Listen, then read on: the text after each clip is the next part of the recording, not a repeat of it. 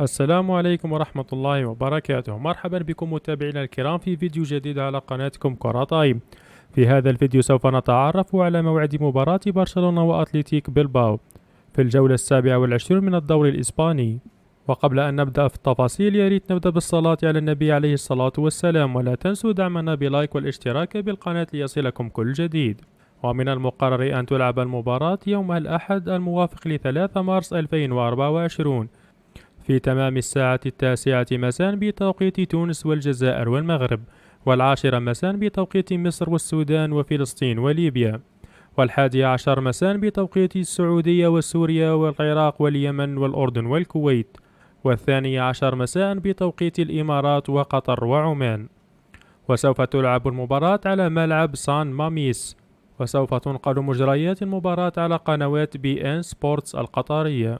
وهكذا نكون وصلنا لنهاية الفيديو. لا تنسى أن تضع توقعك لنتيجة المباراة في التعليقات. والسلام عليكم ورحمة الله وبركاته.